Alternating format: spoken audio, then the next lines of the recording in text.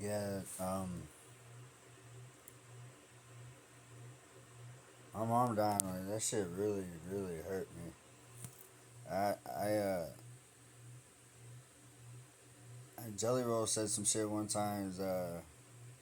Something about a lack of self confidence and hiding behind a lot of jokes. I'm like pretty much clinically depressed, and I hide behind jokes. I hide behind looking happy a lot of the times. That's what this YouTube channel is for, though, for me to express that shit that's deep down. Because I can't talk to my friends about it, but I can talk to a bunch of people that I don't know. Um, but yeah, man, dude, I had the best fucking mom ever, son. Like when she died, bro, it was pretty shitty, kid. That shit wasn't no fun, man. I was in rehab. Detective called my phone. But anyway, so like I say I didn't grow up in poverty, but I really did actually. From like I don't know, like 1 to probably 10. But my mom was slowly like we were actually homeless at one point. Not homeless, but we stayed at one of her friends' houses. She didn't have a home basically of her own. Um, but the reason the I was running the streets all the time was because she worked 2 jobs and went to college to get her IT degree. Before she died, I sold her house for $200,000 in Harrisburg, Pennsylvania. That's a lot of money, man. A $200,000 house in Alabama is like a mansion. Um, so my mom is one of the strongest, most successful women I've ever known, and just like solid, son, solid as fuck, man. You'd never meet nobody more solid. Wes Watson would love her. Fucking Wes Watson, that dude's a nut, bro. It's like, get off your fucking ass, you're a goddamn pussy. Back in prison, we used to have to stab people with bone crushers and shit. That motherfucker's intense, fool. Anyway, enough of Wes Watson. That shit's stressing me out, making me sweat like I'm watching Cops or something. Uh, but yeah, when I was a kid, man, I used to stress my mom out so bad, bro. I was like huffing Freon out of ACs, not going to school, eat robo tripping. Then I got into fucking selling weed at a young age and got kicked out of every school I ever fucking went to, even the elementary school. Got kicked out of karate. I don't know how the fuck. Oh, for not doing jumping jacks. Just had a problem with authority. I think most of it stemmed from me hating my dad. I think I was trying to get back at my dad. I believe or embarrass him. I don't know. I love my mom, man. She was kind of a she was kind of a casualty of this little war I had going on. I was on a constant path of self destruction, which isn't good, man. You should always learn to recognize when you're on that path and try to correct it before you get too far. You can prevent a lot of shit when you look back on it. Um, but yeah, man, my mom did everything for me. Just loved me unconditionally. Um, she went to bat for me at school. She went to court for me. She's physically fought with her fists for me, grown men, while I was knocked out on the floor. Um, that was when I was like 21, maybe. Might have been 19, actually. I don't know.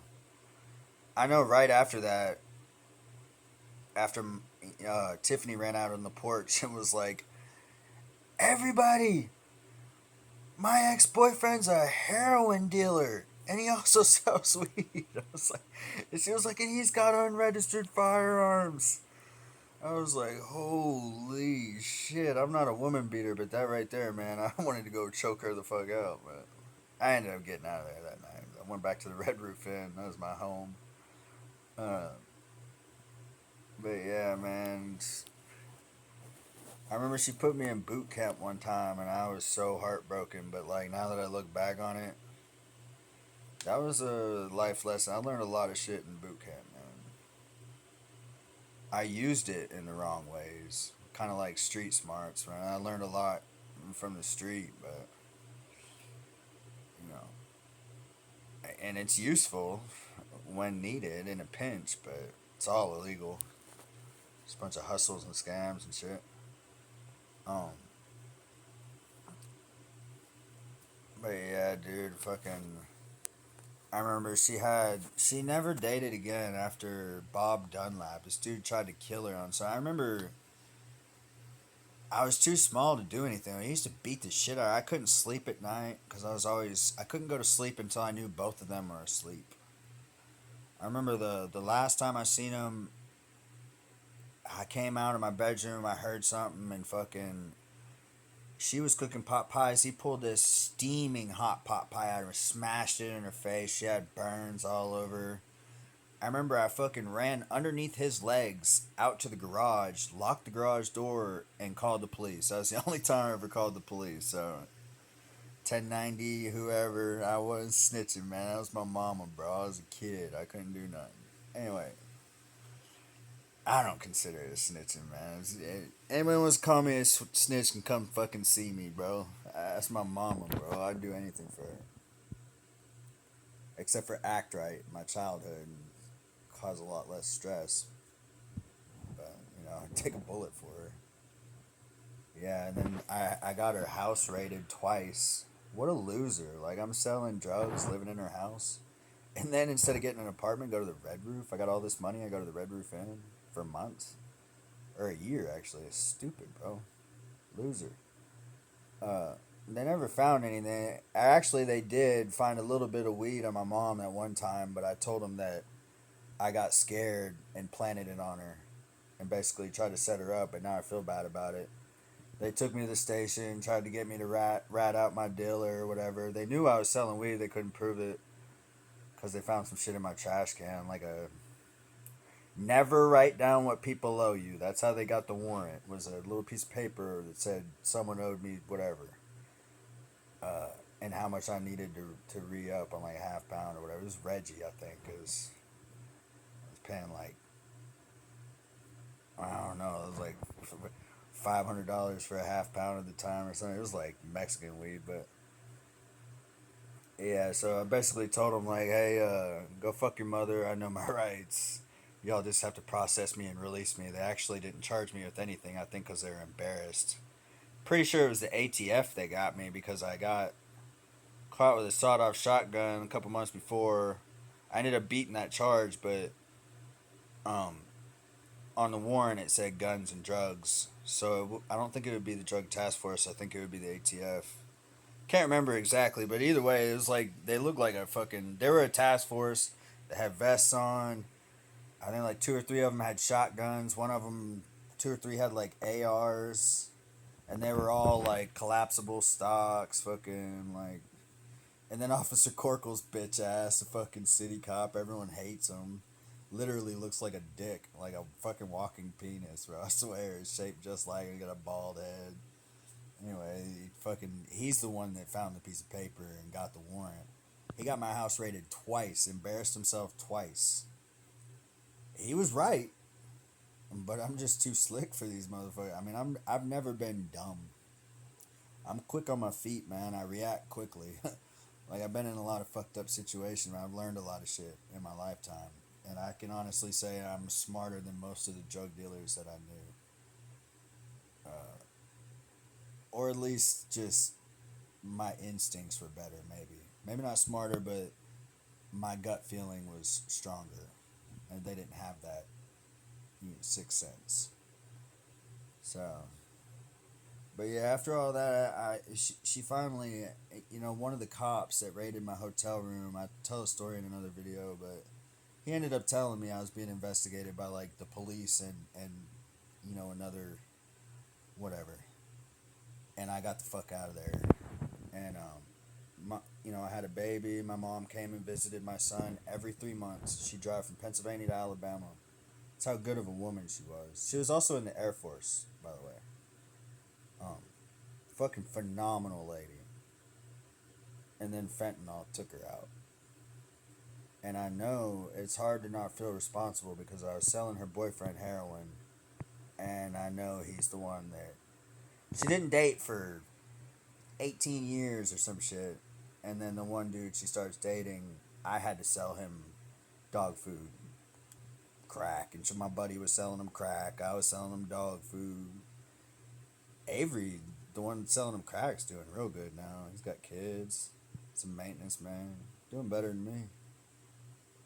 Proud of him. Never thought he'd make it, but he got me in so much shit, man. The police used to always be at my house looking for him. He'd fucking leave his damn ankle monitor at my house and shit. God damn. Corkle would always come. Corkle beat Avery up and then tried to fuck his mom. He said Corkle busted in the door with a warrant, or no, not with a warrant, with a PO. He was on house arrest. The PO or whatever came in. They don't need a warrant. It's a no-knock. They came in, and the first thing Corkle did was punch Avery in the face. And then a couple weeks later, Avery got out of Schaffner, the youth detention center, and was like on his mom's phone because he didn't have a phone, and he seen where Officer Corkle was trying to message his mom, which his mom was curving him anyways. I mean, why the fuck would she want to fuck a dude that just punched her son in the face and locked him up? He was mixed. She was a white lady. Officer Corkle's racist as fuck too, so I mean, it don't even make sense. But Avery was a dumbass too, though. He stole his stepdad's guns, kind of like 1090 Jake did, but he, I ended up giving the dude his guns back because he got locked up. Basically, we had to run from the police, and he ditched both those guns, and I went back for him. He got caught. I went back for him, and he wrote me a letter in jail and was like, "Look, my stepdad's gonna press charges on me. Do you know where those guns are?" And I was like, "Yeah, I got them both in my house. I was waiting for you to get out." I was like, "I'm keeping this little 380 though. You can have this 9." I think the 380 was badass. It was a Sig, but it's not like the P365s or nothing. The barrel, like, I don't know. You could like lift the barrel up. I don't know, man. Sig Sauer makes some crazy shit, but it's badass gun. But I ended up giving them both back. I didn't hand them to him personally because I was scared he was gonna call the cops. But I went and put it in his wheel well and then called him immediately so he didn't drive off with those guns. And I saved Avery a lot of shit. I don't know if he was bluffing or if he'd really do that to Avery, but I mean, bro.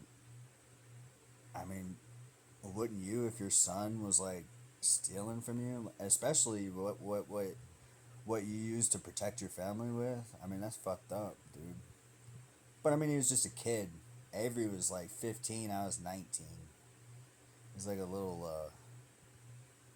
Avery was a little gangster, man. I never claimed to be gangster. Avery was gangster. I seen him get tased and fucking still walking him down, bro. He's fucking cussing at the cops, walking through a taser, and then they hit him again. He finally dropped.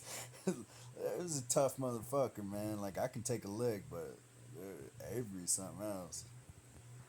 He couldn't really fight for real, but he was strong, man. He won most of his fights just out of. He was just a juggernaut. He's a 15-year-old juggernaut. Nobody ever believed me. Then he got jumped by these boys. And while he was locked up, me and Los threw a party at Los's house over in Camp Hill. Or no, at Hershey. It's like 30 minutes from Harrisburg. But we seen that dude that jumped him. Man, we fucking beat the shit out of that dude. And I still feel bad about it to this day, man. I've never gotten a lot of fights, but I've never tried to hurt anybody. I just never had that in me. I just never wanted to hurt anybody. Like, I just do what I gotta do so I can get off this mother and go about my way. We hurt this dude. Like, we punished him. I didn't. Carlos did. Carlos mean, bro. Carlos and Ronaldo. Ronaldo's doing like 5 to 10 right now or something. He's in prison. He's in Camp Hill with Sandusky. And so is my buddy Trey. But Carlos is Ronaldo's brother. They're both mean as fuck. And they had hands on him, son. Me and Carlos fought a couple times. I ain't even gonna try to front and say I won, man. That was another one of them fights I lost. I don't even really talk about the fights I won. Because, I don't know, I mean, I don't really got nothing to prove, man. I've proved a lot to myself, man. I've done a lot of shit for a little fucking white dude in Harrisburg. Even just a normal dude in fucking Alabama, I've done a lot of crazy shit. So I'm kind of every one of those fights I lost, I learned something from. I benefited from every one of them. Ain't no such thing as a mistake, as long as you learn from it. Anyway, there I missed the fuck out of my mom, man. If you take anything from me, if your family loves you, man, love your family, man. Put your family over your friends. If your friends love you and your family don't, put your friends over your family. If someone loves you, spend time with them, man. Go out of your way, bro, because they could be gone like that.